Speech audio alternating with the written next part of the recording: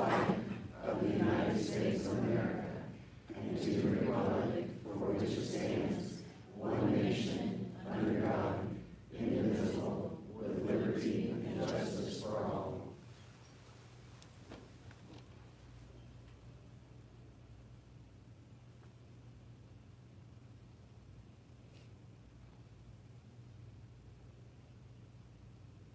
You may be seated.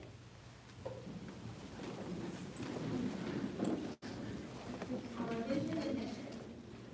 Our vision is working together with our community. We inspire our students to discover their talents and rise to their greatest potential. Our mission is building on the strength of our diverse community.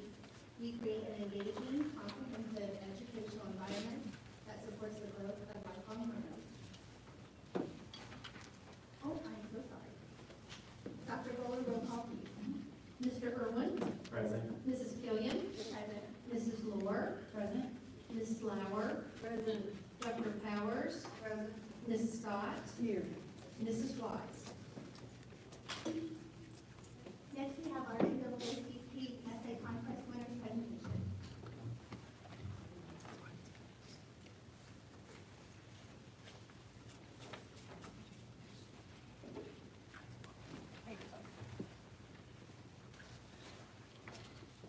It's always great to see students in the audience.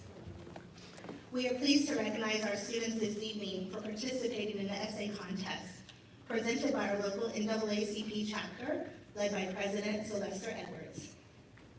Essay contest winners were announced in February at the Vigo County Historical Society and Museum. Of the 13 students honored,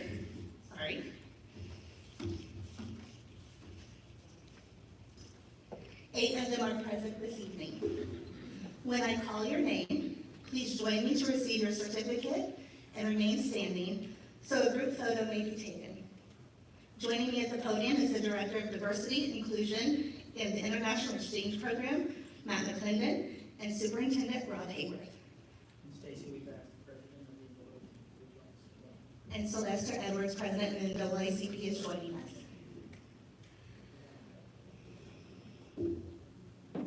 It says, prior to continuing our board meeting, we will pause for any students and their families to depart for other commitments after the presentation. First, we have Abigail Tokish.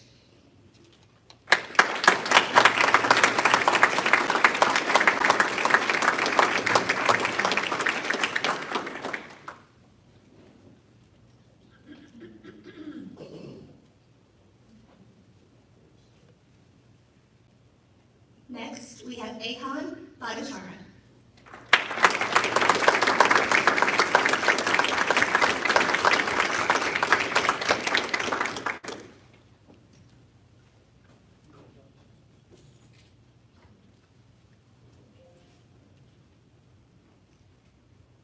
Next is Charles McFarland, and I believe he was our first place winner.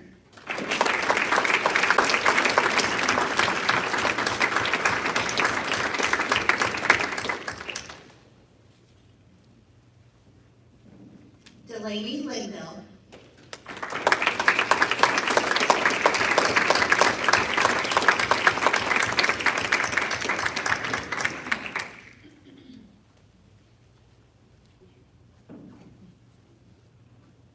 Jace Dix.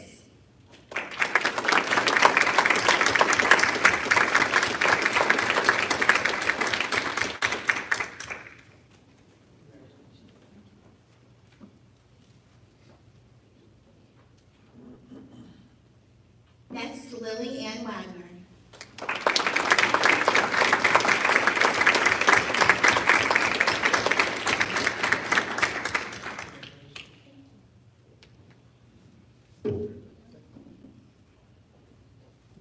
Nathan Hawkins.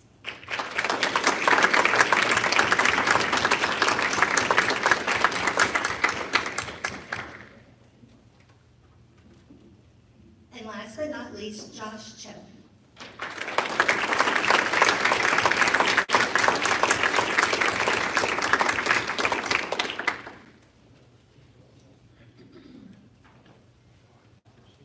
And I just want to double check, are those all the students present? Thank you. Congratulations, everyone. So come up here, parents, if you want to come up here and get a photo, let's step up here a couple times. All right, we'll slide in.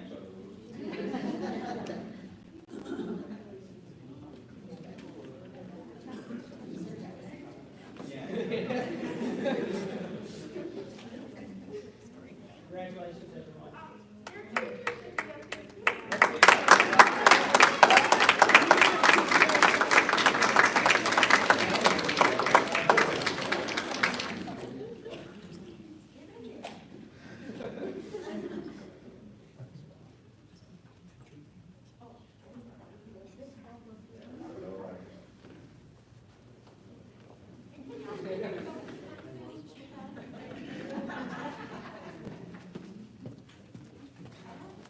Thank you very much. Let's give them another round of applause.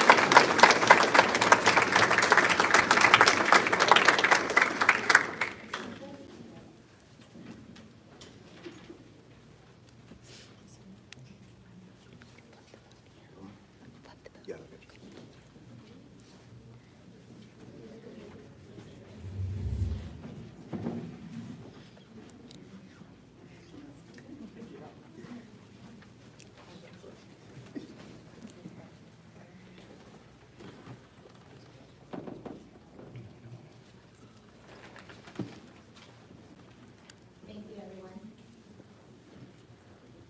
Next on the agenda was the Ivy Voice Teens presentation, who unfortunately could not attend this evening due to an illness.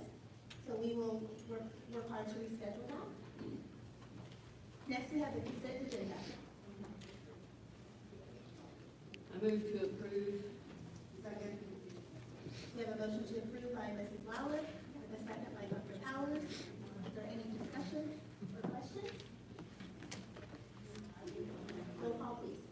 Mr. Irwin. Aye. Mrs. Killian. Aye. Mrs. Moore. Aye. Ms. Lauer. Aye. Dr. Powers. Aye. Ms. Scott. Aye. Next, we count April accounts payable docket from the Finance Committee. I will move approval of the April accounts payable docket. I'll second. We have a motion by Mrs. Moore and a second by Mrs. Lauer. Do we have any discussion or questions? I just always think it bears mentioning that we always have questions and we always get answers, and they always reflect the stewardship of what's going on. And I just want to thank Mrs. Wilson and her team for getting us that information. And it's nice when it's just questions from the committee. They're always prompt to respond to the entire board with their answers. Thank you. Roll call, please.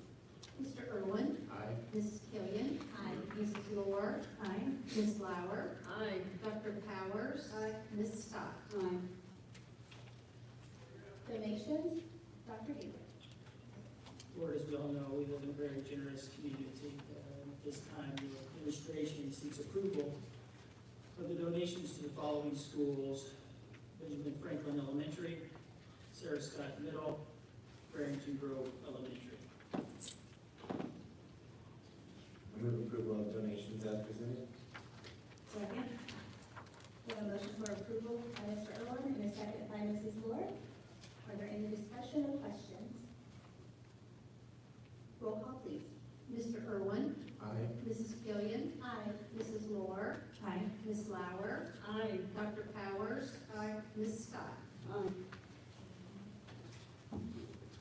New business, our personnel report and professional leave requests, Mr. Michael Cox. President Killian, Superintendent Hayward, members of the Board of Trustees, administration seeks approval of the personnel and professional leave report as presented. Move approval of the personnel report and professional leave request as presented. I'll second that. We have a motion by Mr. Irwin and a second by Mrs. Lauer for approval. Are there any discussion or questions on the personnel report? Roll call, please. Mr. Irwin. Aye. Mrs. Killian. Aye. Mrs. Moore. Aye. Ms. Lauer. Aye. Dr. Powers. Aye. Ms. Scott. Aye. Thank you. Next is the 2022 summer school program, Dr. Christy Fenton. President Killian, Superintendent Hayward and members of the school board. Bring to you tonight information regarding our summer school program that we'll be offering the week before school starts and teachers return. It's a nice opportunity for boys and girls to get back in the swing of going to school, and teachers to get kind of back in the swing as well. So information about that is in your packet, and I look for approval for that program. We'll be offering ESSER rate for teachers over the summer program. I move approval of the summer school program. Second. We have a motion for approval by Mrs. Lord with a second by Mr. Irwin, and it is open for public comment.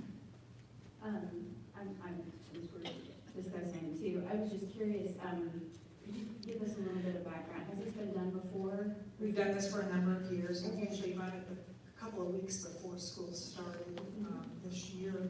Because of the way the calendar fell, we actually will have a couple of days between the summer school program and the day that the teachers return, so it will only be a 5-day program. Last year was an 8-day program, so it is a little bit reduced. But well attended? Sometimes it is and sometimes it isn't. We're going to be able to offer transportation this year, and we've not been able to do that every year, and so we hope that that will help encourage boys and girls to come. We do provide lunch and breakfast as well. Is that something that students they go to every day, or if a family was on vacation, could they come to part of it? We would encourage them to come. It's only 5 days, so we encourage them to come as much as they can. But if we can get them there for just a couple of days, it's a great opportunity to get back working at school, and so we welcome them at any time. Is it available at every elementary school? We offer it at every elementary school, but we do need to have 60 students sign up in order to provide the lunch or breakfast. We have, however, had fewer students at some of our schools and then not offered the breakfast or lunch if they so choose to run the program at that point. So we will run it with less, but we offer it at every site, every elementary site. I have another question. Sorry, I think this is a really cool program. Is this something that you see as more beneficial to kids who need a little extra help coming in, maybe to kindergarten, or is it for, you think everyone would benefit?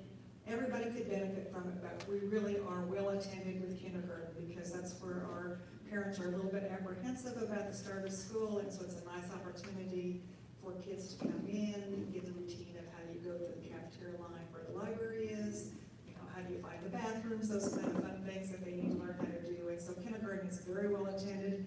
As it gets a little bit older, there's not quite so much participation in that program. They will not necessarily be with their teachers.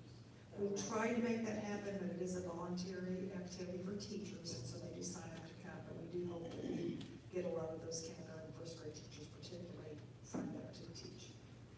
And because of the ESSER rate, we're hoping that that will be kind of an incentive.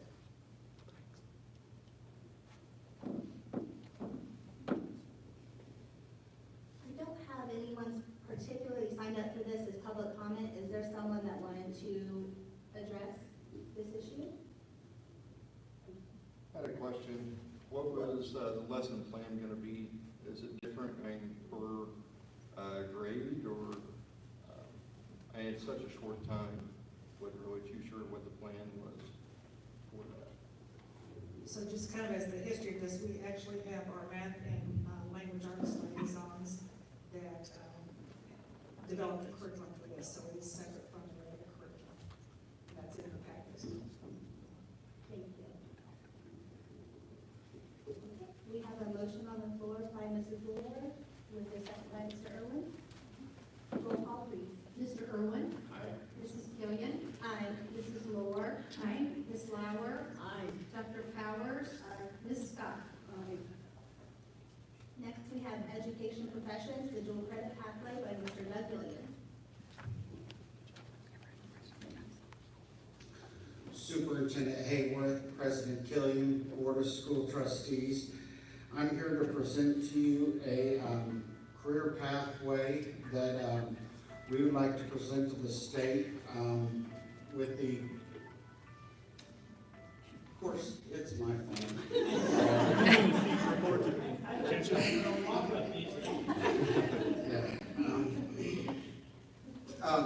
The Governor's Workforce Cabinet.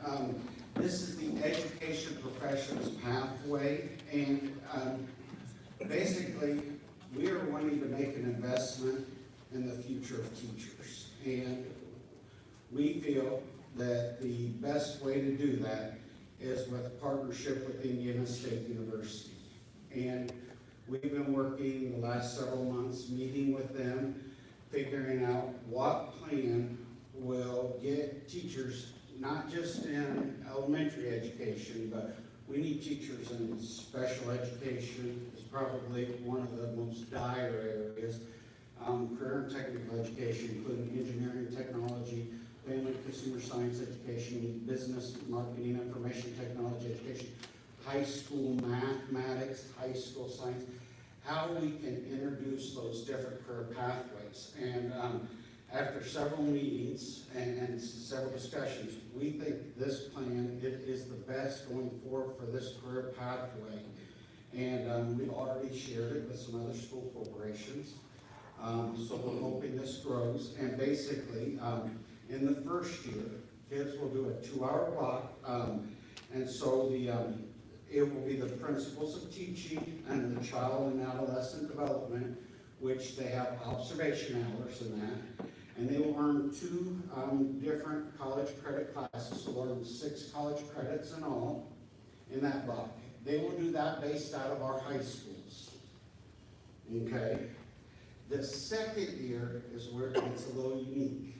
And the second year, what they call Concentrator B, which the class is called Teaching and Learning, and the Education Professions Capstone, we are going to actually have our students, kind of like with agriculture, we have our kids going to Ivy Tech for the capstone, well, and the first level. We are going to have our kids go to ISU, to the Bi College of Education, and we are going to have them do the SPED 226 class, which is also a class that's very tough to credential a teacher in, because it's not just the master's, but they got to have the special ed endorsement, which, so you're talking fax teacher, master's, special ed endorsement, the trifecta, which is really hard. English 280 and EPSY 341, which is Education in a Multicultural Society. And the 280 is Children's Literature. Now, here's the big advantage with getting them on the college campus. This gives us an opportunity to get them introduced to college professors, the College of Education, but also show them the multiple routes of the different avenues that they can go in, so they don't think that, hey, and nothing against, my mom was a kindergarten teacher, so she was an ed person, nothing against elementary education, but we need, there's an elementary education, they're ready to throw papers at me.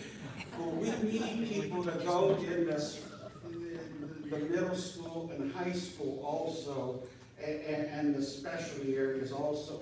So we need a better avenue to introduce and show them that, hey, science education can be fun. And if they go see that big, beautiful science building at the college and see what the science ed classes are like in college, you know, they might pursue that. And when they do SPED 226, which is the exceptional learner in a regular classroom, we're hoping they get rejuvenated, excited about teaching special education and decide to make that their major, because we have several openings and we want to employ them.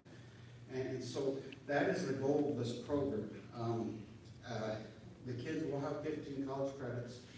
They will transfer to, of course, ISU, but they'll transfer to other institutions also. So this is the proposal, and we want to send this model to the Governor's Workforce Cabinet and share this model and say we want to expand it out and share it with other school corporations and try to build on it and hopefully fix the teaching shortage, or at least help the teaching shortage.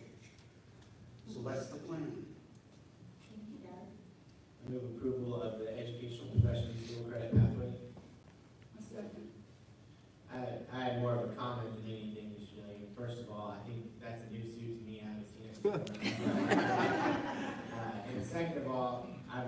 going back a few years here, but all the courses that you said, those are requirements for any teacher. So it's not like we picked and choose courses, you kind of said different things and we want teachers to go into this pathway or that pathway. But the courses that are on there are required courses for teachers. And that way it's gonna help them, because those are courses that they're gonna have to take anyway if they want to be a teacher, but they're also introducing them to different topics that they might not have seen before.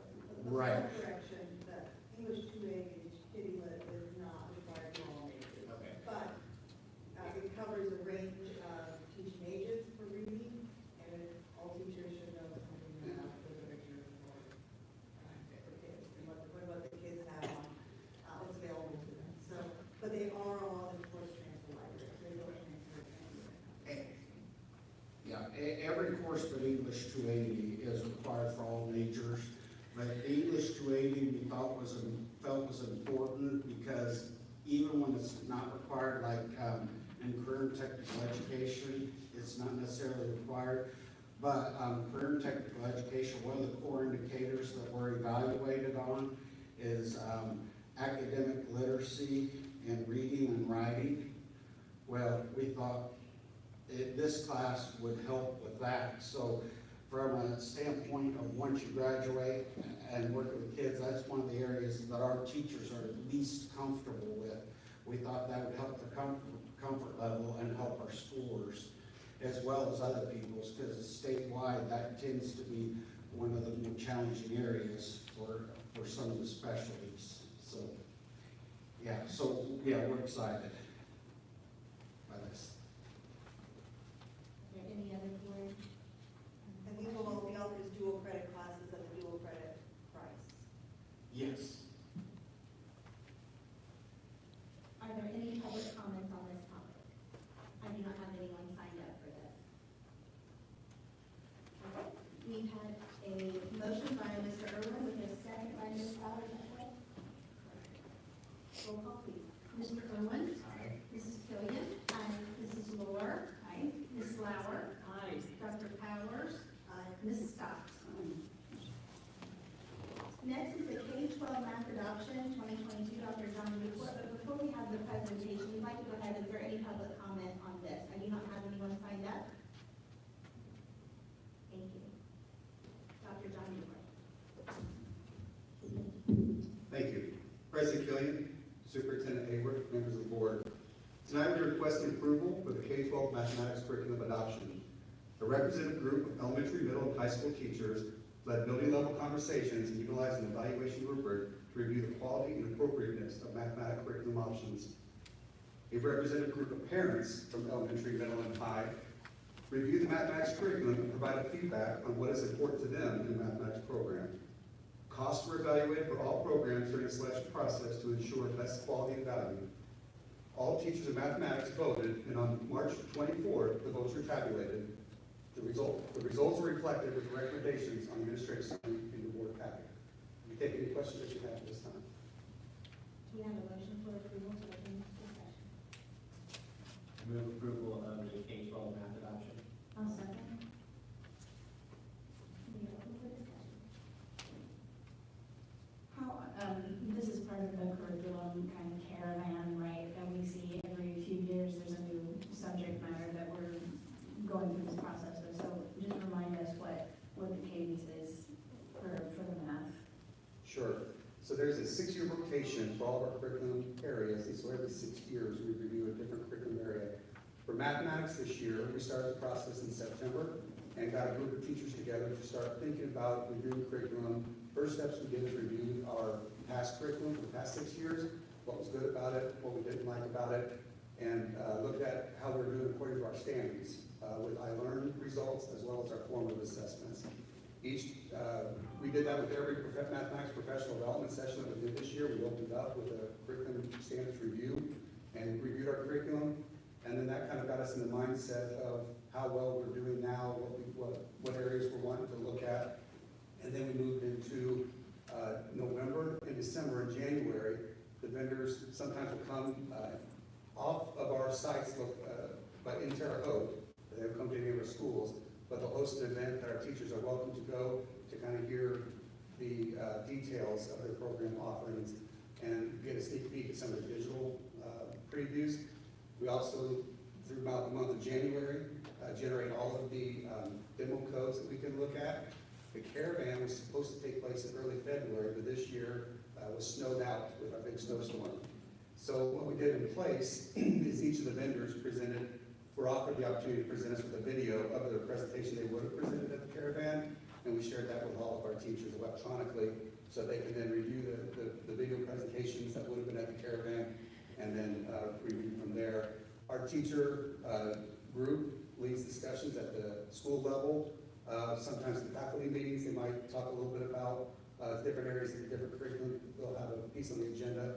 And then as we get closer to March is when we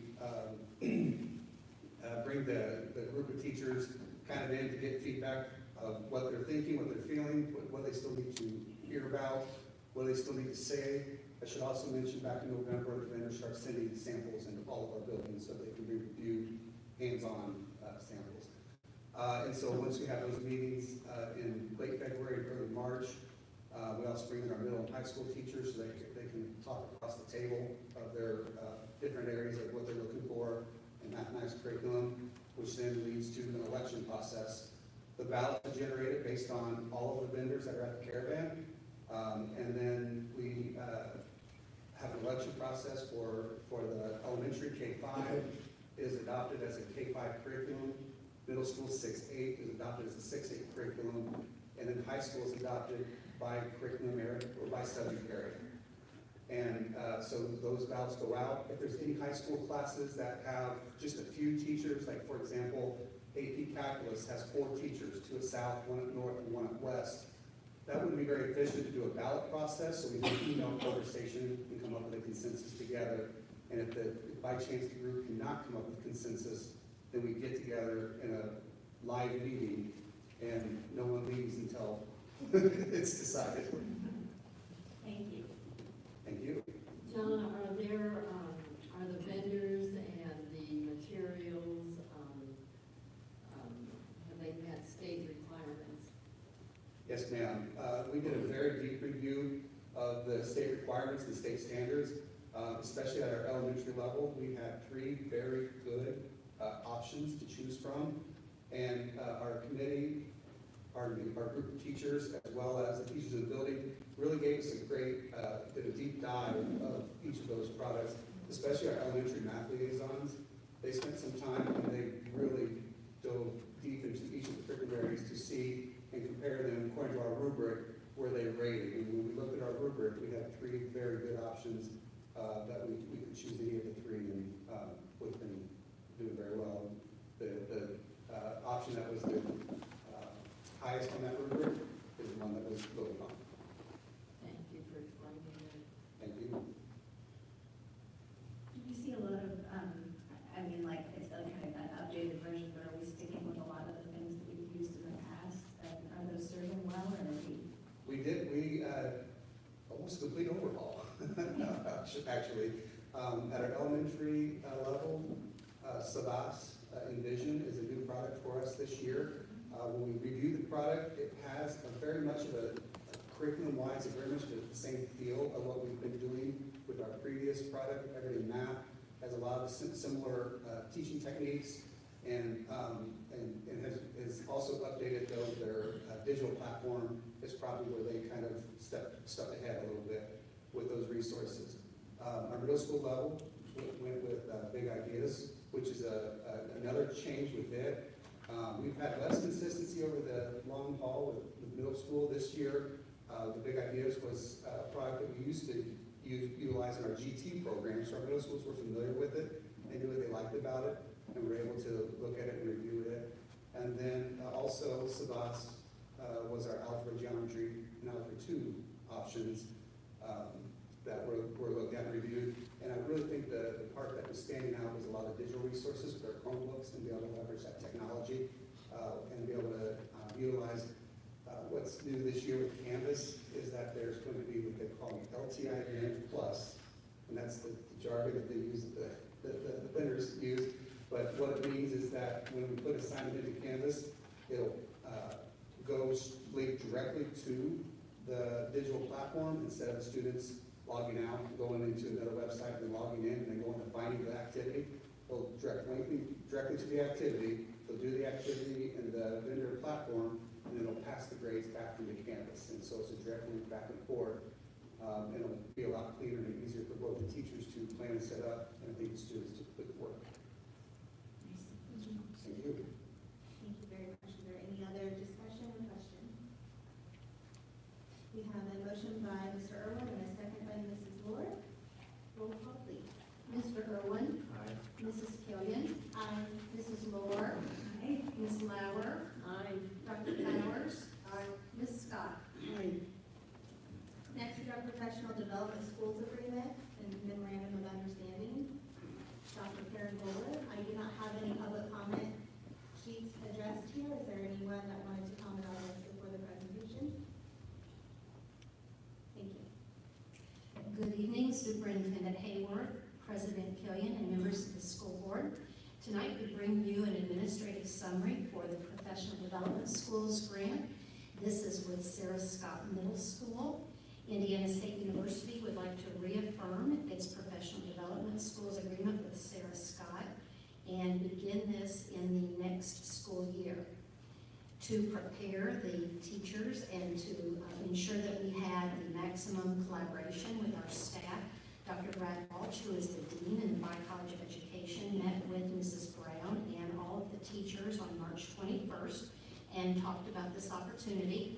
Dr. Balch shared the document that you have in your packet that is the memo of agreement, and he reviewed with them. If you would look on page 3 in the memorandum of agreement, you'll see that Sarah Scott's responsibilities are clearly outlined there in accordance with the standards that are part of ISU's agreement. And these are the standards for the Council for the Accreditation of Education Preparation. And so they list some of the responsibilities that Sarah Scott teachers will have. Some of the exciting components are making sure that the clinical experiences that the teachers that are coming from Indiana State are the very best. So we have our professors working very closely with our practitioners there at the building level, and it's an exciting time when you're looking at this partnership for research as well as the actual experience in the building. And you'll see there too that the responsibilities involve the National Association for Professional Development Schools. And basically there are 9 elements there that Sarah Scott will be working toward, besides making sure it's a wonderful clinical facility, looking at continuous professional learning, looking at reflective practice, looking at research, and bringing resources to the school. So it will be an exciting partnership for Sarah Scott in the upcoming year. So there are some other items there that you might be interested in looking at. The parameters for the partnership on page 6 just talk about what the school needed to agree to participate. And again, these guidelines were shared when Dr. Balch met with the teachers and they voted. It was a vote taken the week right after Dr. Balch talked with them, and we had 97% in favor of the agreement. So we're ready to move forward with your approval. Do we have a motion for approval?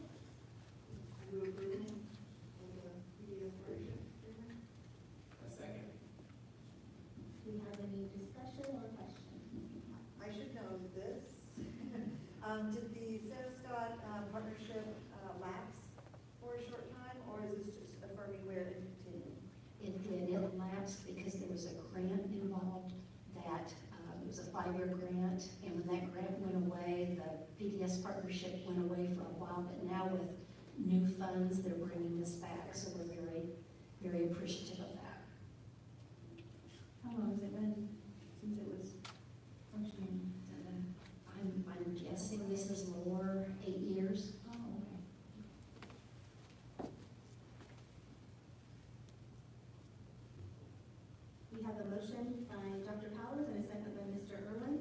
Roll call, please. Mr. Irwin? Aye. Mrs. Killian? Aye. Mrs. Moore? Aye. Ms. Lauer? Dr. Powers? Mrs. Scott?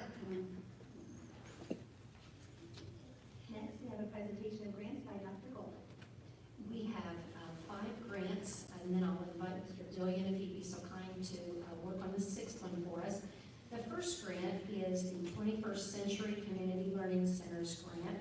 The district has been very fortunate to have this grant for the past several years. This is a renewal of that grant program. It's a brand new cohort, and this new cohort will focus again on the same schools. You'll see there in the administrative summary.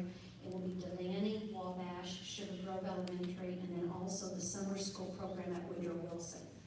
This is a wonderful opportunity for us to provide teachers in the after-school program to partner with several community agencies. And we very much appreciate the community partners. Holly Pease and Kathy Deal work with many agencies across the Wabash Valley to provide enrichment for our students in the after-school program. So we would ask your approval to continue this participation for another 4 years. You want to approve each one? We'll go ahead. Okay. The next grant is the Indiana Commission for Higher Education and Teacher Residency Grant Program. This is one we're very appreciative of the Black College of Education at Indiana State University to reach out to us in a partnership. And this grant program would provide, it builds on what Mr. Dillion was talking about. It's a different strategy, but building your own, growing your own teachers, and really looking at how can we make the teacher candidacy a quality experience. And so what this would do, it would fund 5 teacher residents for the upcoming year. They would work at 5 of our buildings: Davis Park, Devaney, Fuquay, Sugar Grove, and Terrytown. And they would have a full year immersion in their experience. They would have an additional healthy stipend of $10,000 each. There are 5 teacher residents. Each one will receive an additional $10,000. And this is a federal program. And when you read the federal guidelines on this, part of that is so that teachers do not have to take on a second job. They can simply spend all of their energies focused on their first year of teaching. And so we're very excited to be able to participate in that, and very appreciative to Dr. Brad Balch and Kathy Bowserman for assisting. One exciting piece of that, for that $10,000, the additional remuneration, those teachers would participate in leadership activities. They would participate in school improvement. They would take on a project of their choice. They would engage in some club activities.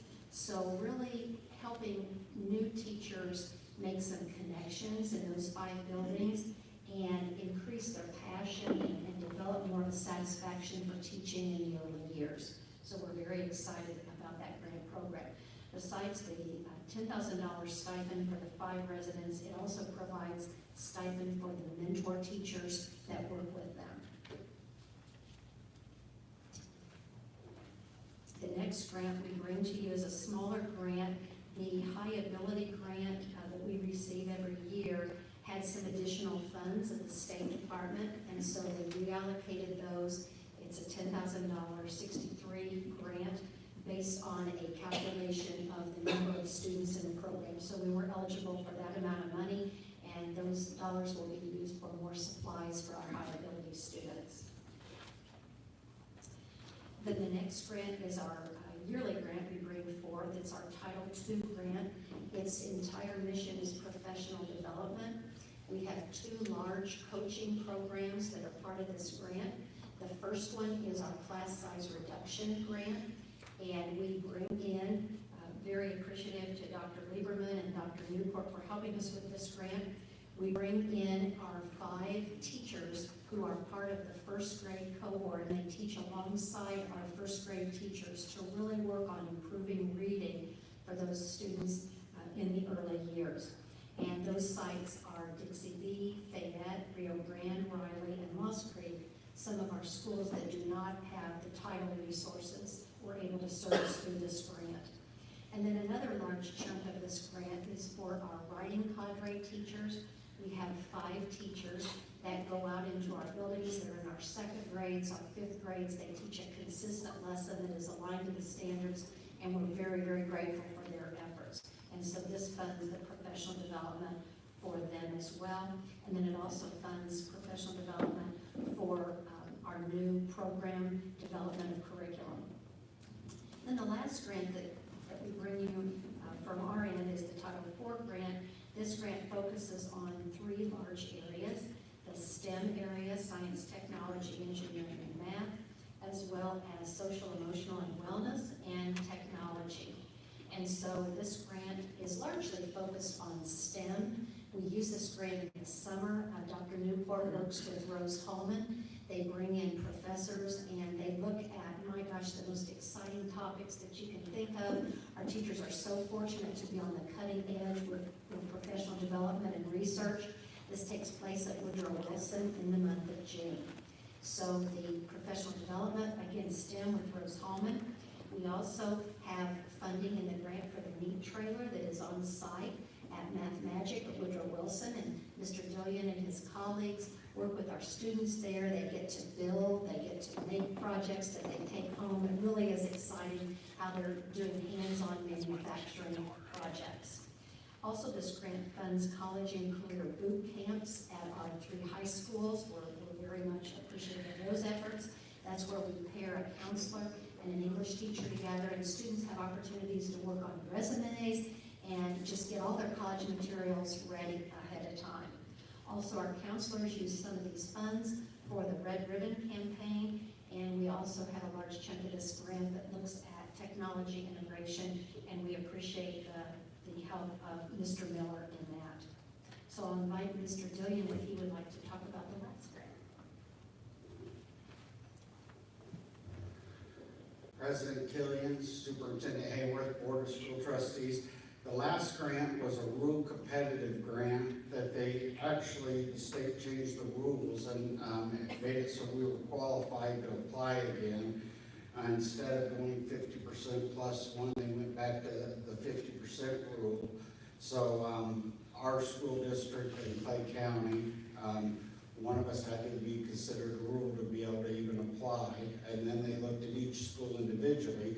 But just so happened, West Edo High School qualified as a rural school.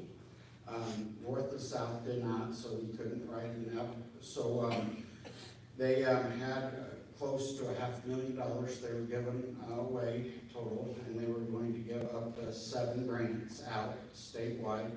And so we looked at what career pathway, worked with Mr. Easton and his team, what career pathway we could improve over there and better align with North and South.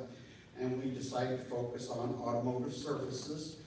And so we looked at what equipment needed upgraded, and then we also looked at where we wanted to end up. And when we were finished, our goal is 7 different dual college credit courses, which would be 21 credit hours, and 4 industry credentials, the basic 4 and the American Society of, our Automotive Society of Engineers, which are entry-level certifications. So those are our goals, and you're probably wondering, why is the professional development money so low?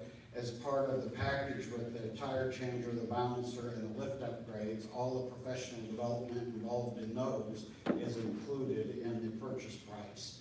And then part of our professional development with the dual credit, Ivy Tech handles. So we have very little professional development costs, so it let us really leverage a lot of funds toward the actual equipment. And if you were on the Business of Bagels tour, you saw that fancy new tire changer and wheel balancer. That's exactly what we're going to do. We'd like to get that exact same thing for West Edo. So we're pretty excited to get this. And I'll answer any questions you have. We have a motion to open discussion. I move approval of all the grants that were presented to us here tonight. Second. And they all 1-year grants. The 21st Century Grant is a 4-year grant, but we're just asking for approval for the budget tonight in the first year. Could you remind us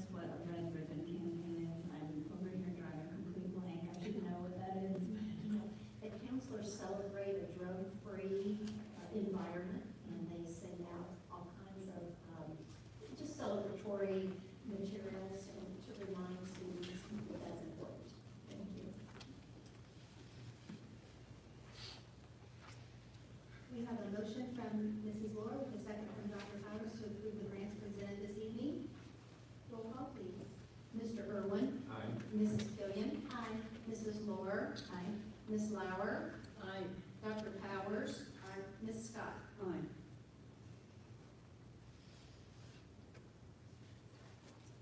Next is a resolution on the operational referendum. We could take public comment for this now. It will be limited to 3 minutes. And we ask that there would be no personnel issues discussed. And we will keep time. I'll give a 30-second warning when the time is coming up. Mrs. Laura is taking the time and she'll give a warning. Thank you, Mrs. Laura. First, we have Jennifer Templeton.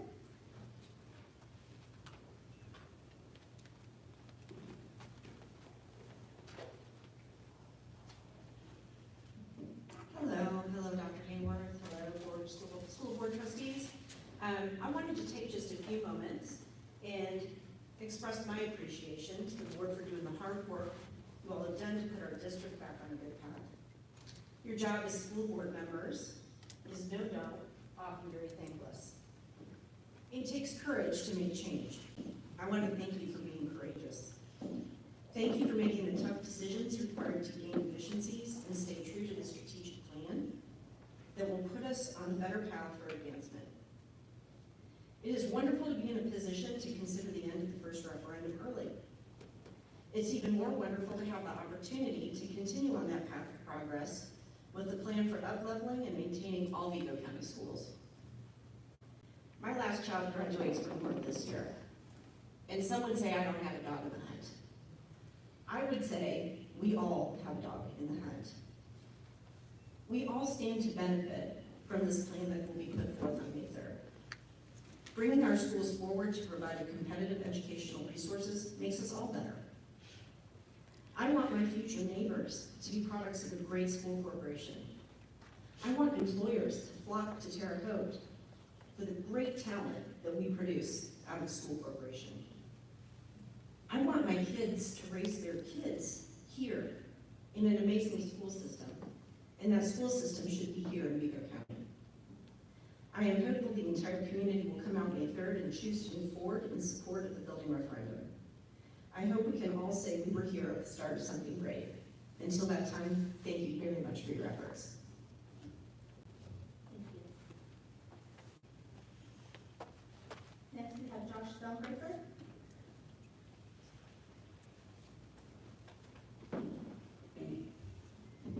Good evening, everyone. I'd like to speak tonight about the referendum also. VCSC has this notion of if you build it, they will come. Come to what? Higher property taxes for businesses and citizens alike. What's the incentive for new business to come or for our future graduates to stay? There's no jobs, no shopping, and poor infrastructure.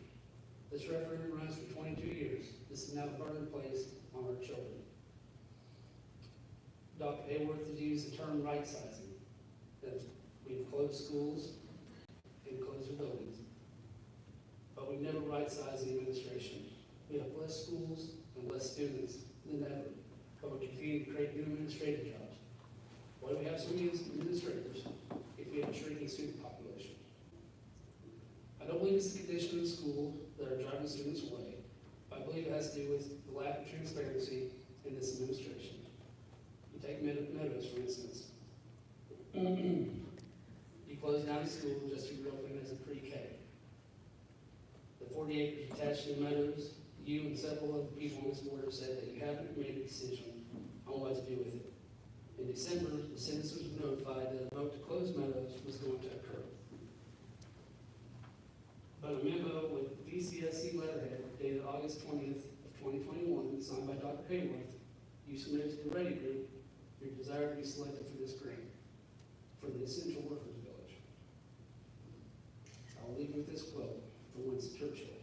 I pretend that for a nation to try to tax itself into prosperity is like a man standing in a bucket and try to lift himself up by the handle. Thank you for your time. Next, we have Clark Calvin.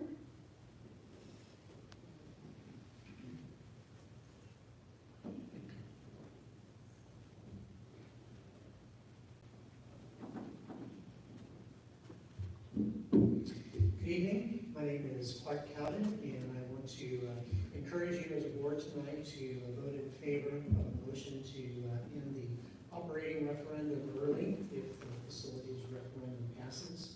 A few years ago, I was privileged to be on a team of people who worked for the passage of the operating referendum. And at that time, I never imagined that it might be possible to end this early.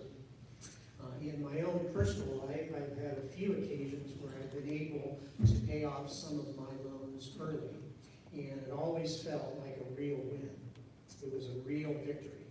One was being able to pay it off, but secondly, being able to pay it off early. And I think that's a victory not only for the school corporation, but for the whole community. I think it's a positive sign that communicates some important things to our community. I think it communicates honesty and transparency, that we are open with the community, that we are in a position to be able to do this and to be able to celebrate this together. I think it communicates compassion and unselfishness. In a time when many people are watching every dollar that is spent and trying to manage their household budgets, I think it shows compassion that we are looking for ways to reduce the tax impact on the citizens of our county. And thirdly, I think it also communicates our competence and our frugality. It is not very many places that can pay off a debt early. And I think that speaks to the competence of our staff and the skills of the people who work for us to be able to bring it to an early conclusion. I don't think you need to worry about doing the right thing. I don't think you need to wonder about doing the right thing. I don't think you need to waver about doing the right thing. Because passing this motion is the right thing. Thank you very much.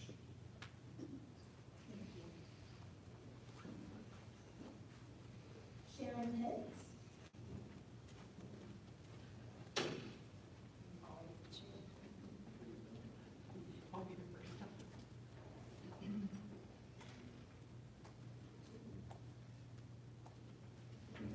Well, for those of you who do not know me, I am Sharon Hicks, and I was an employee of this corporation for 51 years, 44 being a teacher and an elementary principal, and finally ending my career as administrator for the last 20 years at Woodrow Wilson, and then I became an ELL consultant testing kindergarten students. It's been a long time in coming. Our buildings, when they were built, the superintendent that came in, Harmon Baldwin, was very disappointed in how much money was in the budget because the schools that he had hoped to design, there was not near enough money to do what he wanted to do in Bloomington. And so what you see is basically the best that he could come up with at the time with the amount of money that we had. I just want to commend this board for being positive, for looking at everything, and for trying to continue to provide the best quality education and technology that we can afford for our students. It's been a long time in coming, and I just want to say thank you for the students and the parents of Big Oak County School Corporation. Thank you very much. Lori Danielson. Nothing else to add. Thank you, Lori. I have, I believe, is it David Peter? Yes.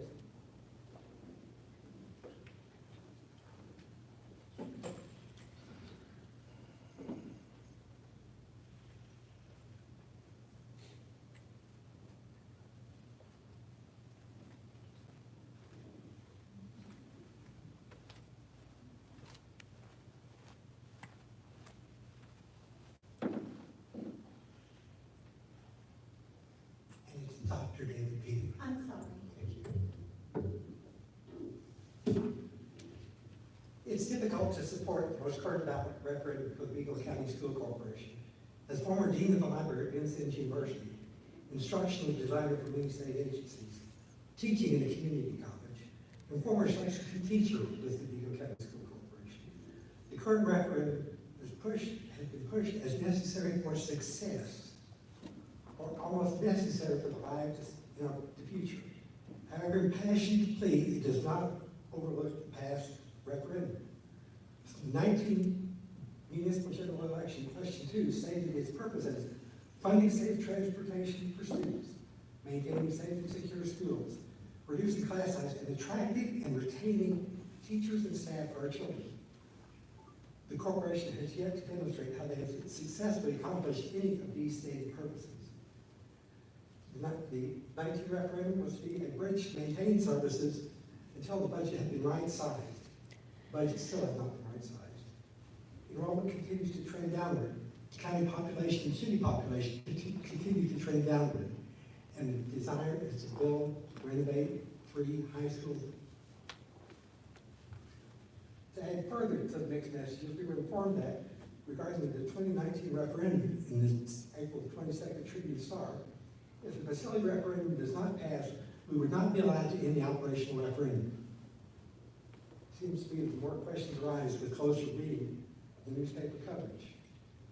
Perhaps the communication between the board and the community did not quite meet the expectations. It was not the way to win support for a referendum.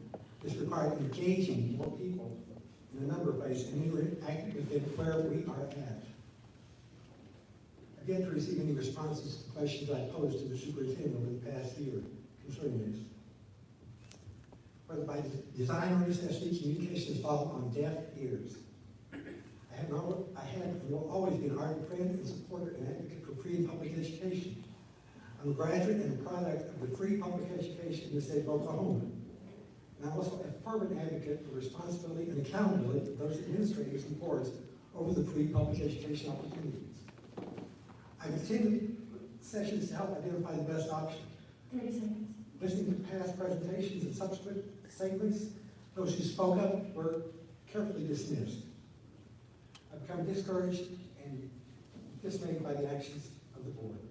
There can only be one choice for making the third referendum. No. Maybe that will be the wake-up call that's needed. Maybe that will move people to true conversation and inclusion, not just another one-sided effort. Not again. Thank you.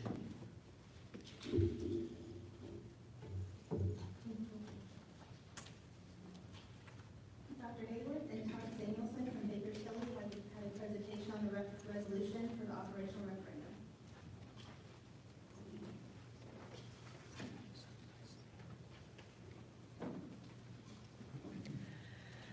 Madam President, members of the board, tonight I bring forth a resolution which will end the current operation referenda 3 years early, given a successful capital projects referenda on May the 3rd. In doing so, we are not ending our commitment to our student protection officers, our school nurses, guidance counselors, behavioral interventionists, and teacher compensation, which are embedded into the operating referenda. Instead, we are committed to moving those critical components into the district's education and operations funds. As the board is aware, the Vigo County Teachers Association, the Vigo County Taxpayers Association, the Terre Haute Chamber of Commerce, and the Vigo County Education Foundation have all endorsed the upcoming May 3rd referendum. They have done so with the understanding that ending the operational referenda 3 years early was part of the board's strategy when it was decided to bring forth the capital projects referenda. Yes, the operational referenda is for a period of 8 years. And yes, the capital referenda is for a period not to exceed 22 years.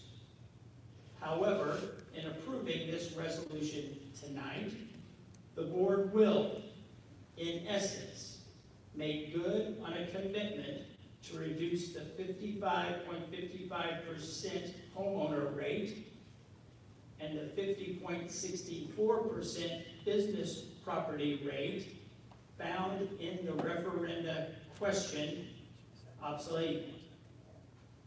It changes factually the components of the referenda question from $1.40 to $1.24, and thus for 52% of homeowners, a less than $7 per month increase, and another 38% of homeowners a less than a $14 a month increase over the current rate.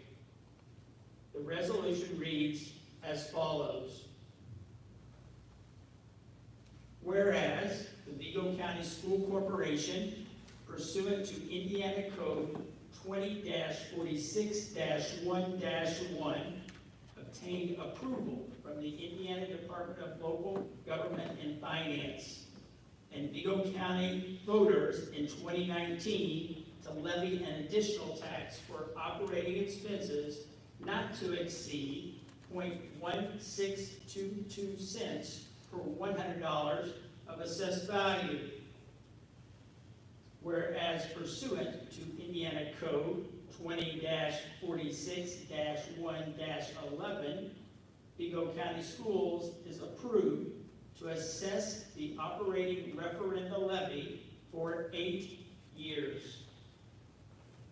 Whereas the operating referenda began in 2020 and is approved to continue through the 2027 calendar year. Whereas on January 13, 2022, the Vigo County School Corporation School Board of School Trustees approved a project resolution which includes the construction of academic spaces and renovations of and improvements to North Vigo High School, South Vigo High School, and West Vigo Middle High School, site improvements, and also the purchase of equipment and technology. Whereas the capital projects are to be funded through one or more of the following: Operations Fund, Common School Fund Loan, ESSER funds, General Obligation Bond issue, and or Building Corporation bond issue, with an anticipated impact on capital project debt service fund tax rate of 0.4182 cents per 100. Assessed valuation based on an estimated $4,333,213,063 of assessed valuation beginning in 2024. Whereas the Building Corporation bond issue and anticipated impact on the capital referenda debt service tax fund that necessitates approval by voters on May 3rd, 2022 of all capital projects referenda pursuant to Indiana Code 6-1-1-30-3.6. Whereas through prudent planning, increased federal and state grants, school consolidation, early retirement programs, other budget cuts, and efficiencies gained through capital projects, the Vigo County Schools no longer believes that the operating referenda levy will be necessary beginning in 2025. Whereas pursuant to Indiana Code 6-1.1-17-3, the Vigo County School Corporation is not required to assess its operating referenda levy, and pending voter approval of the proposed capital projects referenda will forego levying the 0.1622 per $100 of assessed valuation operating levy beginning with the year 2025. Now, therefore, be it resolved by the Board of School Trustees of the Vigo County School Corporation as follows. Upon approval by the voters and implementation of the capital projects referenda levy considered at the May 3rd, 2022 election, the Board of School Trustees pursuant to Indiana Code 20-46-1-1, also 20-26-5-4, and 6-1.1-17-3, orders the superintendent and the chief financial officer to make all necessary steps to conclude the end of the calendar year, by the end of the calendar year 2024, the operating referenda levy of 0.1622 per $100 of assessed valuation. That was approved in the 2019, so that beginning in 2025, taxpayers will not be required to pay the operating referenda levy of 1.622 cents per $100 of assessed valuation. This resolution ends the operating referenda 3 years early. The Vigo County School Administration is delegated the full power and authority of the Board of School Trustees to implement and carry out the provisions of the foregoing. And here to join me is Todd Samuelson of Baker Tilly to help with any questions that you might have. Do we have a motion to approve this resolution and then open for discussion? I move approval of the resolution. Second. Do we have any questions for discussion? I have a question. Can you explain the legalities of how we can have this resolution when this was something that was voted on by the citizens? Yes, Indiana Code allows a school corporation, even though you have the authority to levy that, each corporation has the ability to levy up to that amount. They could also levy less than that amount.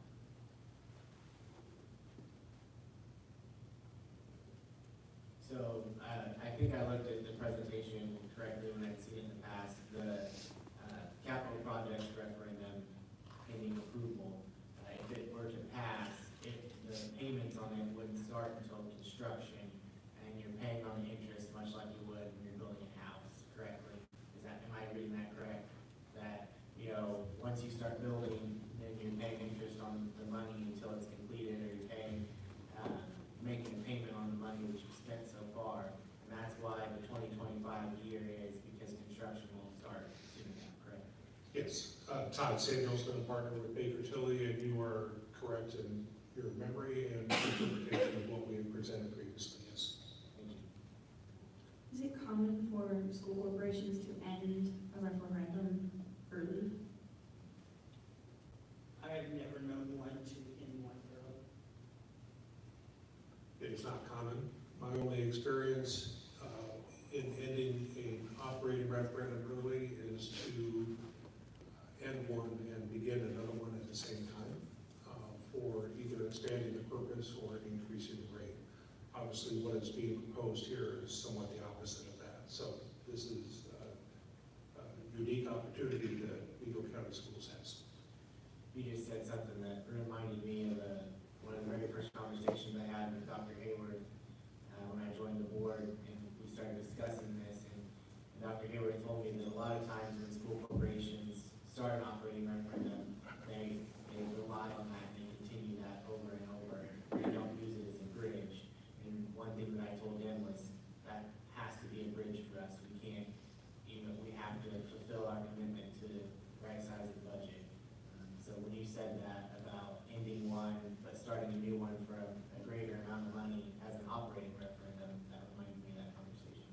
Yeah, and just for context, again, if you're not familiar, or the public's not familiar with Baker Tilly, we represent probably 2/3 or a little bit more of the school corporations in the state. So we're pretty familiar with just about all of the referendums. It's, when you look at over a long period of time, it's a fairly new funding tool afforded to school corporations. So yes, the answer or the experience I'm speaking from is pretty broad, and your statements are pretty accurate, yes. Can you provide a little more information of why,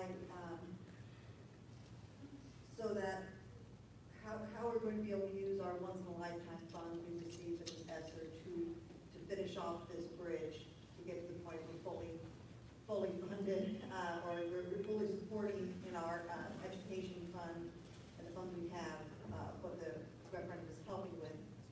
How are we leveraging those dollars that we would not have had otherwise? So it gives us this opportunity. We can use federal ESSER dollars that are set aside for many capital projects improvements. And so rather than using tax dollars to engage in those projects, we're going to use those federal dollars, take those that would be in capital projects and then locate them in a rainy day fund, and then have the ability to pull on that rainy day fund to end the operational referendum early.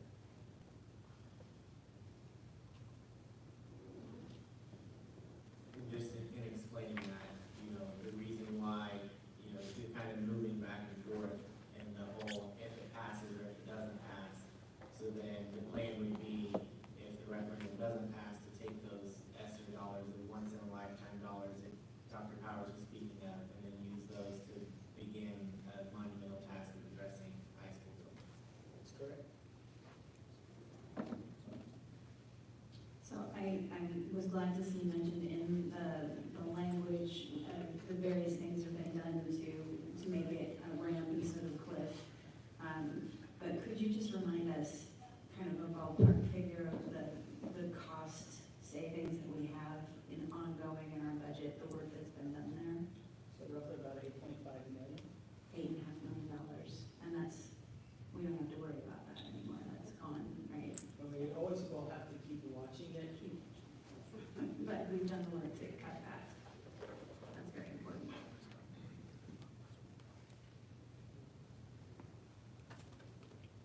We have a motion from Mrs. Lord to approve the resolution amending the operational referendum pending the successful passage of the May 3rd. We have a second by Mr. Irwin. Roll call, please. Mr. Irwin? Aye. Mrs. Killian? Aye. Mrs. Lohr? Aye. Ms. Lauer? Aye. Dr. Powers? Aye. Ms. Scott? Aye. Thank you, Board. Thank you. Next, we have call for citizen comments. I have the list here. I will call you up. Just please remember that you will be timed for 3 minutes to address the board with your comments and to refrain from personnel issues, please. Sylvester Edwards on school and diversity.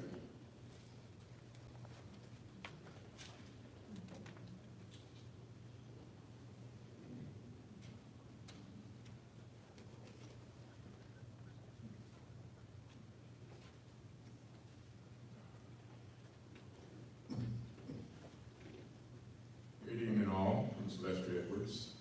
I'm speaking as an individual, because tonight I cannot speak as the president of the NAACP. We do have, like you on the board, it's an executive committee. And as I stated this past Saturday, I am nothing or no one without my executive board. And still that the same with Dr. Hayward. We got a very good school board and administration. And I have friends on both school board, administration, and families out here in the audience. Terre Haute has a 5-star education program. I've been around for the last 44, 45 years in Terre Haute. With this referendum, it will give these kids and future students a 5-star environment. Do not put a red line around these kids and their future. Thank you. Thank you. Next, Next, we have Debbie, is it Considine? Yes. She'd like to speak on Meadows transition, ESSER funds, high school building plans. Thank you for your time. I have a couple of questions first about the Meadows transition and the information on the school board's website, the school website.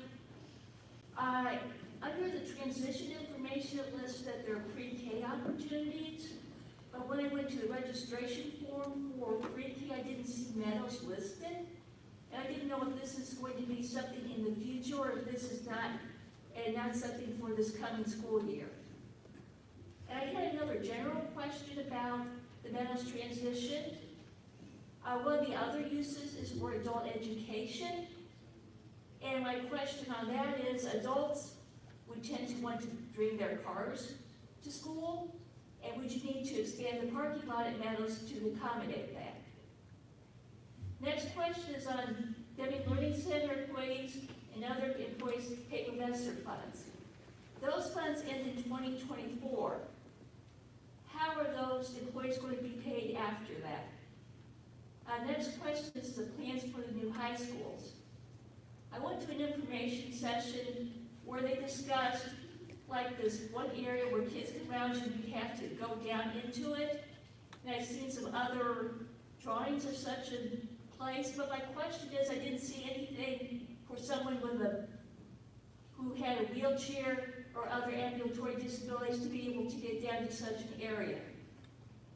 Is there like an elevator I did not see in those plans? And I guess my bigger question is why construct something that has questions of accessibility? And finally, my final question is somewhat personal, but it's somewhat based on some chatter I've seen on Facebook. Can a person actually give to the school's maintenance fund? Because, for example, if this doesn't pass, our elementary and middle schools' maintenance will be lessened. And I have very strong feelings about what's my neighborhood. And I didn't inherit some money from my mother that I might like to give toward that. And I didn't know if there was some way one was able to do that. Thank you very much for your time. Thank you. Next, we have Richard, I believe, is it Hasley? That's right.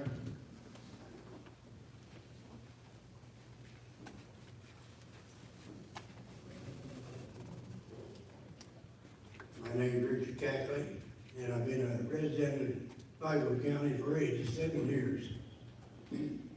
And two words I want you to remember and listen to. Preventative maintenance. Apparently none of you know what preventative maintenance means. We would still have swimming pools in the schools, or to a little school, high schools, if it was preventative maintenance. Instead, they built that big white elephant out on Prairie, and only so many different kids could use it, not all of them. And Jackie was the only one who was president. The rest of you guys wasn't there then.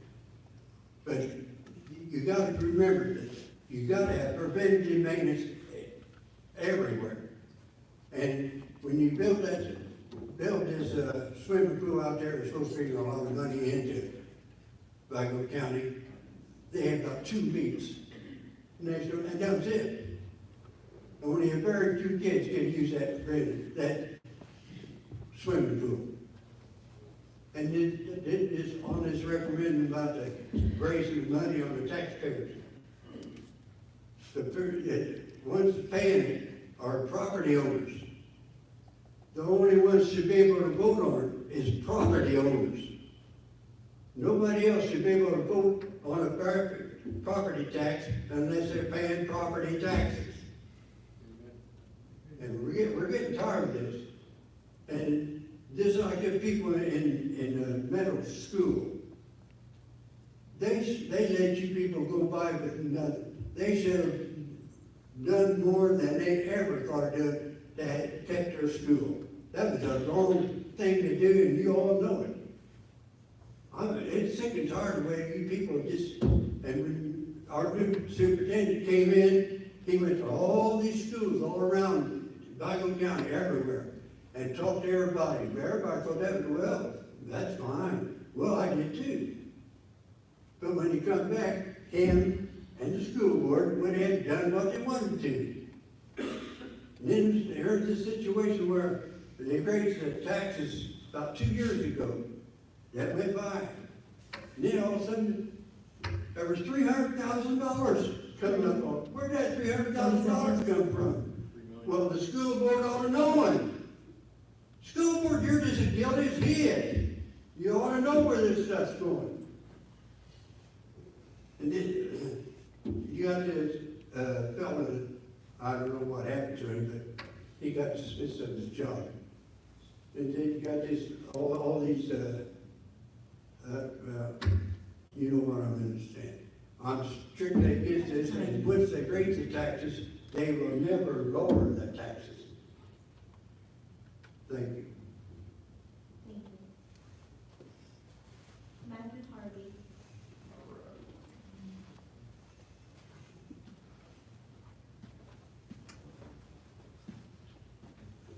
Hi y'all, it's been a while. So last time I talked with y'all, it was about trust, okay?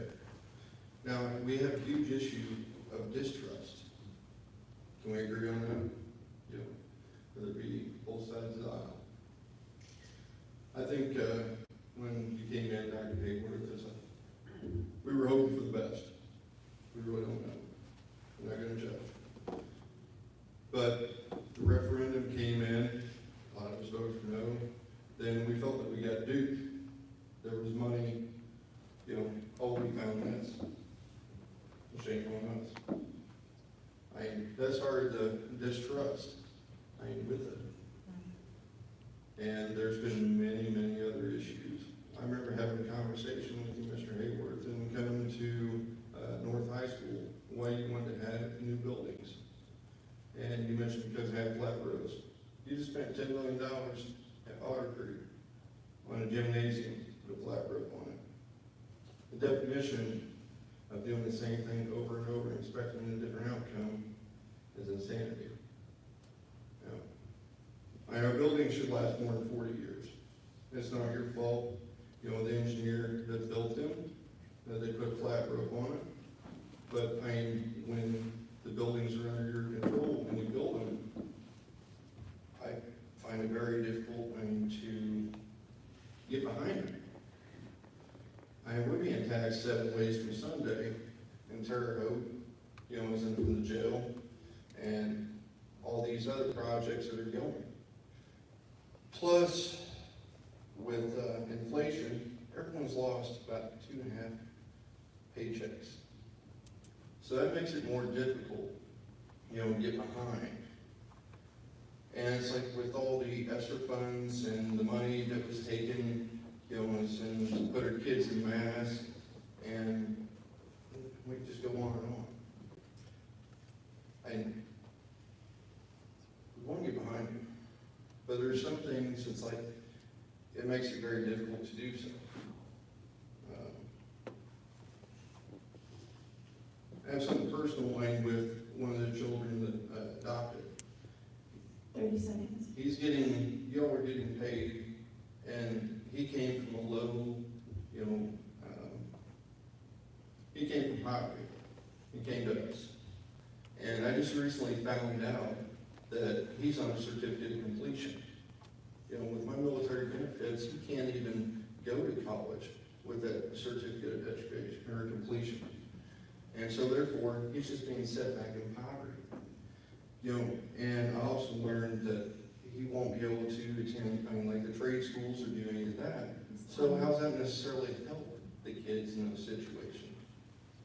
So I feel that's something that should be addressed, and welding and auto mechanics and all those things are all good trades and to have for those kids to be able to provide for their families and themselves.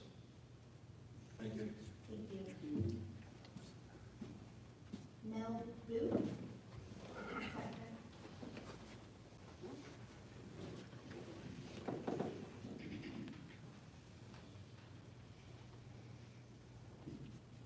Thank you for allowing me to speak. I don't have a neat dapper jacket like some folks have up here. I apologize for not wearing that. But I do want to ask just a couple questions, if I could. All these advertisements I see on TV and the newspaper and the radio and the signage, where did that money come from for all that? Could you answer that? Because I don't have any idea. Sure, I can answer that. The political action committee was formed that people donate to that. I just wondered, it seemed like that money could have gone a long way in the schools for maintenance projects, et cetera. But the other question I had is, the other comment, the demographics of this community, you know, and I've spoken to Dr. Hayworth before, we're not Carmel or Avon. The people's been here a while, like I have. No, we used to have some industry and some factories, and I can name them. We had Strand Steel, Pillsbury, Anaconda, a whole host, Chesky, Champagne Velvet. We had a bunch of things that no longer are there.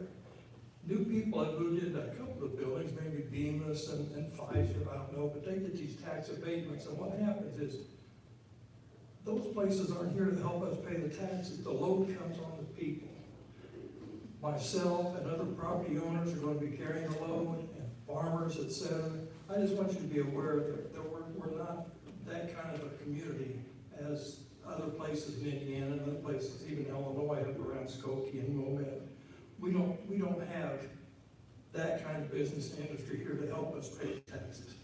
The other question I had is you just motioned for this other referendum to end in 2024, and this new referendum, if it passes, does it begin right away? Are we going to be paying for 2 referendums during those 2 or 3 years? How does that work? Does one end when the other begins? Yeah, the operational referendum ends in 2024 with the interest on a potential project, if we're successful, would also begin in 2024 as well. But the new one starts when? 2025. So we won't be paying 2 at the same time then? Okay, one will just be retired then ahead of time. The other thing I just wanted to mention too was this Team Vigo concept is a pretty neat thing. 30 seconds. Thank you. Is a pretty neat thing. I like the concept, but we need to keep in mind the division here of checks and balances. We have teachers with an association and the union behind them, and the school board should be representing the taxpayers and watching out for the money that you spend, and there should be negotiations. It seems like when you have teachers that are making $80,000 a year for working 160 days, that seems a bit excessive to me. That's $500 a working day. And thank you very much for your time. Next, we have Susan Edmondson.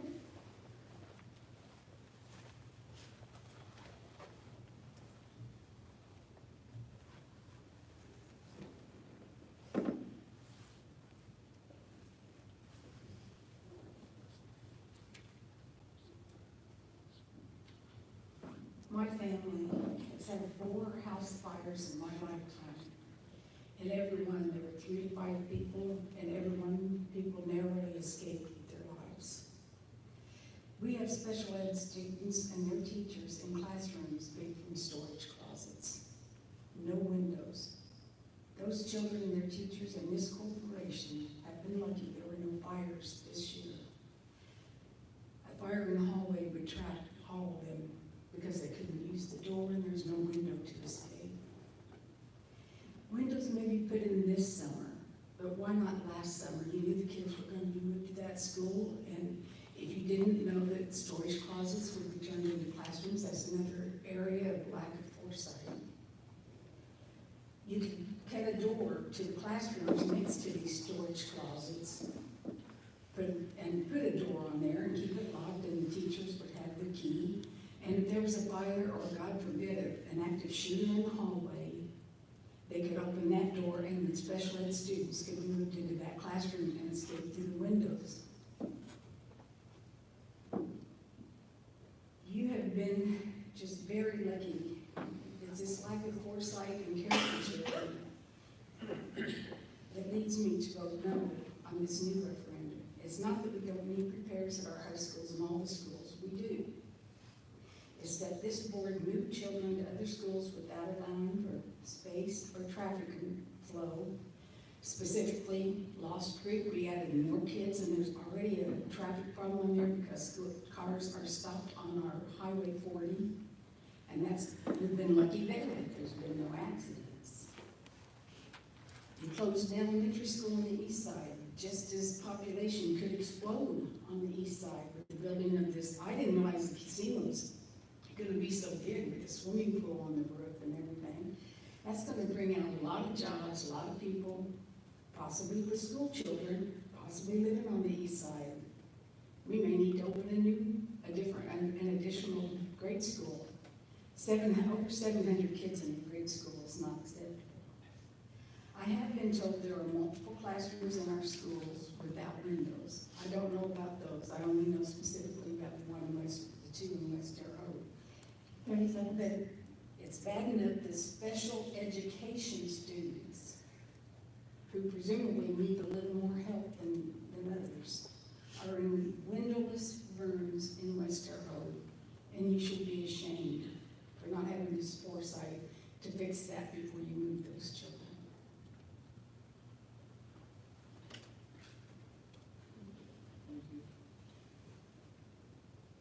Information from Superintendent Hayward and board members. I have none at this time.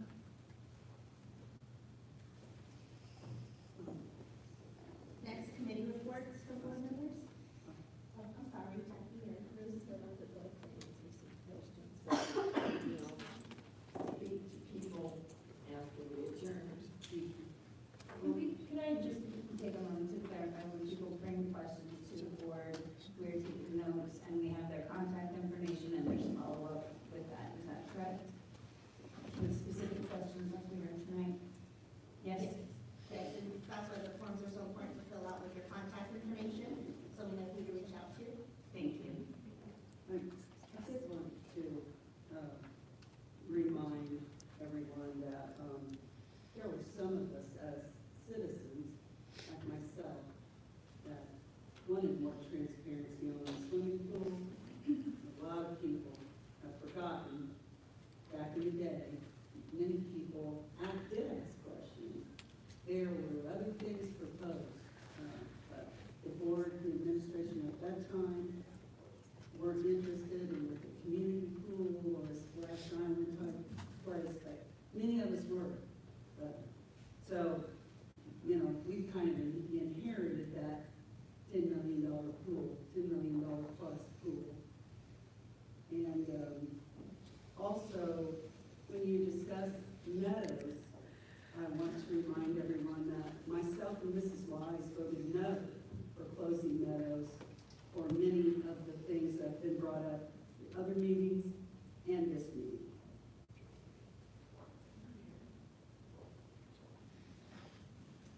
Well, again, I have a lot of comments about that. I will say one thing, though, that I think people regarding the pools didn't know, that the IHSAA did change their requirements for any pool competition several years ago, and you had to have more lanes than we had in our schools, and you had to have longer lanes than what we had. So there could have been no competitive, no competition events in our existing pools, and the students would not have the opportunity to practice in pools that met the requirements for any competition. Since they were built in the middle of the height of the buildings, there was no way to expand that either. So the new aquatic center has obviously met the requirements of the state, IHSAA, and the students that are swimming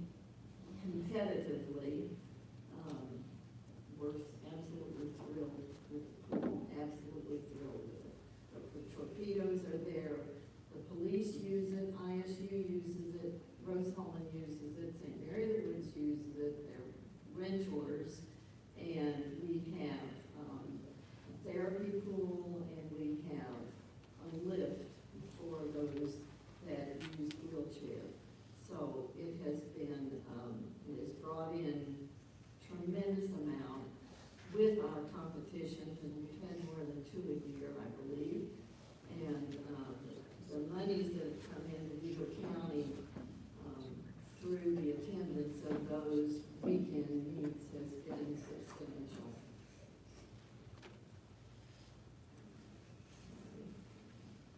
Thank you, Mrs. Lau. Are there any other comments from the board?